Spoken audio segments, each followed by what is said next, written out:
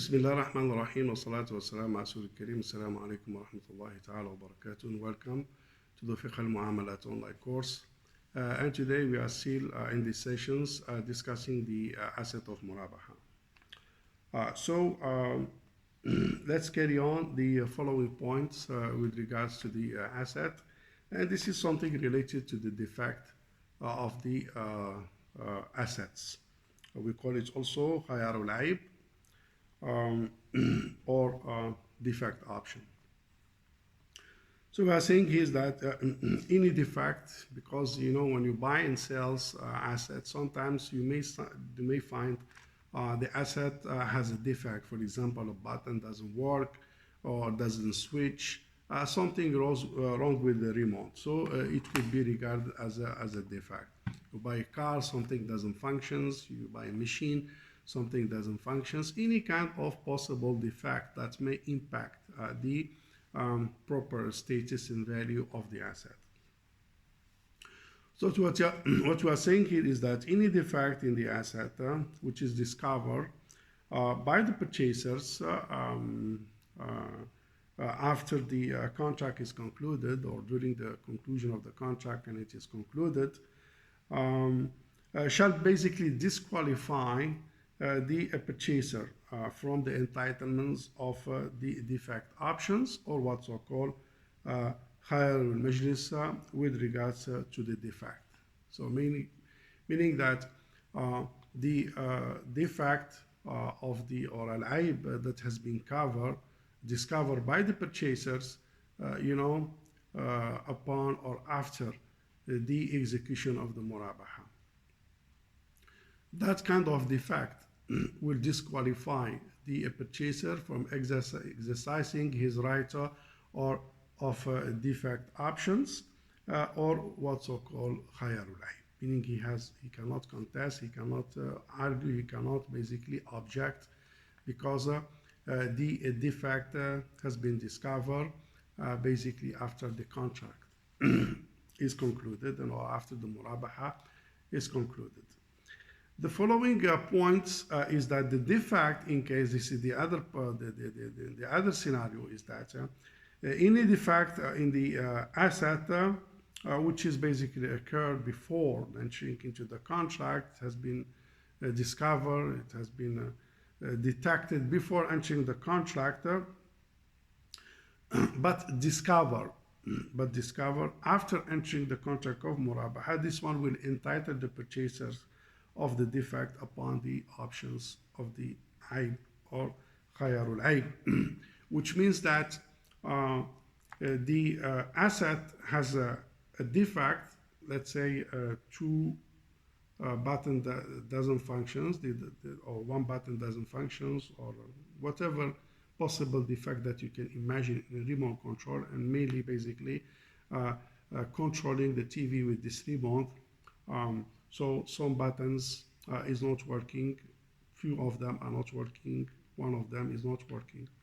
So this occurred before the murabaha, but it has been discovered, this defect has been discovered after the contract is concluded. This one will maintain the options of khayar al-aib and the option of defect. But the first one is that the asset is sound and intact and no issue in it, but the defect occurred basically after the contract, and respectively also discovered after the contract.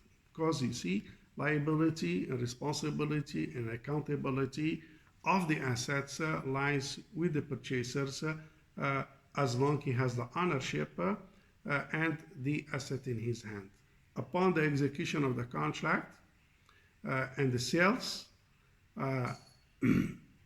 the asset, risk and liability and accountability and all possible defect will be transferred to the purchasers by the ijab and qabul, where the ownership will take effect following the delivery, where a physical possession or constructive possession will take place.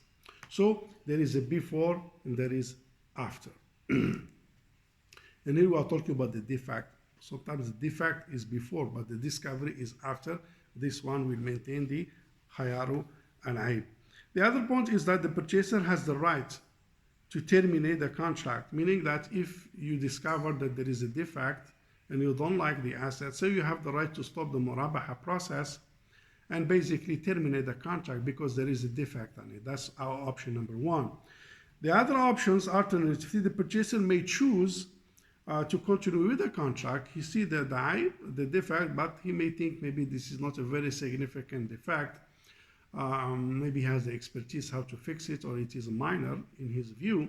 He will carry on with the contract as it is, but it is his call. So the option is his whether he wants to carry on or terminate.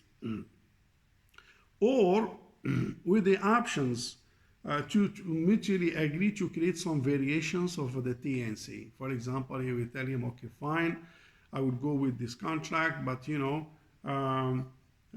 we have to amend the TNC that this defect will be fixed by your side, or the cost, or you will bear the cost of fixing this defect, meaning that after I take the asset, I will fix it, then I will send you the bill and the invoice, and you have to pay this defect. Then they say, okay, fine, then they will carry on. So here either you terminate, or you accept, or you agree, mutually agree to basically create variations on the terms and the conditions to whatever terms and a condition that you may agree upon in order for the transactions to carry on.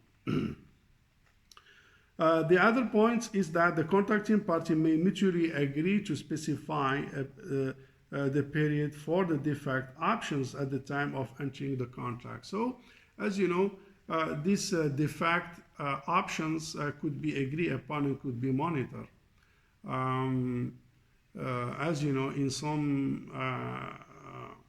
some stores, they will tell you that you have only 3 days to return the asset if there is any defect. Otherwise they will not entertain you. Some of them 1 month, some of them 2 months, some of them 6 months. And of course, the reliable manufacturers and the branded, they will give you up to 2 years. Like for example, washing machine. So basically, they'll give you a guarantee on any possible defect for 2 years. Some cars, they will give you a guarantee for the engine 5 years. So this is of course, vary from industry to another industry. It depends on the urf and the practice and how sensitive is the item and how solid and sound is the item. But here, the two parties may agree to have a specific time on the defect. So they may say, well, you have 1 month delivery. After the 1 month, any defect, so I can entertain you. Otherwise, so after 1 month, I will not entertain. So it could be like, for example, constructions in the housing, residential construction, the defect is for 24 months, 2 years. So here again, as I mentioned, it depends on the industry, it depends on the nature of the asset, and it depends on the understanding between the buyer and the sellers. The following point is that, and this one will be as terms and conditions included in the contract to avoid any potential dispute. Because the fact is something which is a bit sensitive, and again, it depends on the item we are talking about. Now, the following point is that the contracting party may mutually agree to stipulate the conditions to waive liability for any defect on the asset before entering the contract. This is an options, which is, we call it al-bara'a min al-uyub. So they have the options if you want to do that, and this is mainly is the call of the purchaser. So meaning that we agree that I will sell you this asset, but we agree that I will be from any possible liability, from any possible defect upon the delivery. So it's the call of the purchaser, whether he accepts or not. If he knows that this kind of assets, normally it is free from any possible defect, and if there is any defect, could be fixed.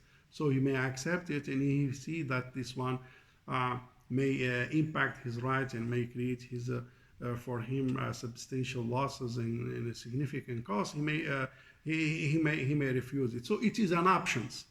So it is in options that could be stipulated in the term and the condition of the murabaha.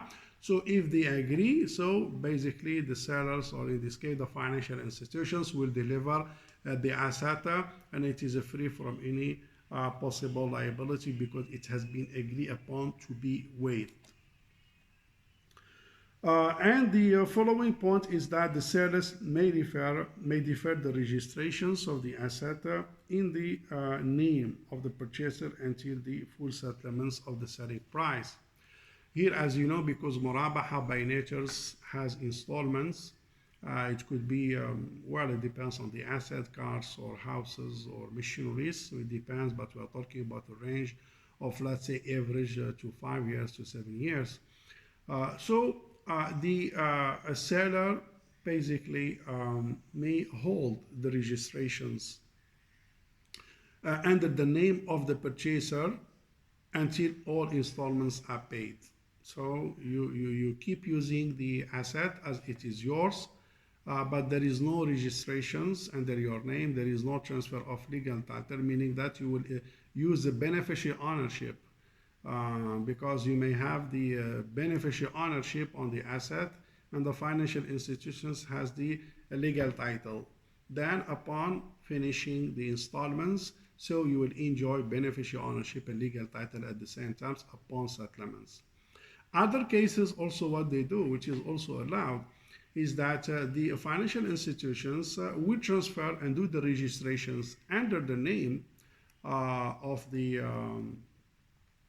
what's so called the purchaser, but it holds the beneficial ownership, meaning you will transfer you the title, but they will hold the beneficial ownership until the settlement is done, then it will be released. Other options as well, that the asset will be registered under the purchasers, and he will have a beneficial ownership and legal title, meaning he will have the full entire asset under his name, but the asset will be charged back to the financial institutions until they, of course, charge as a rahan, as a mortgage, until the full settlement of the installment. Then after that, it will release the asset. So this is a few options. It depends how is the arrangements and the understanding between the financial institutions and the customer, and also it depends what is the practice of the market in such kind of assets and arrangement. So it's good to follow the custom, if the custom, of course, in line with the Sharia rules and requirements,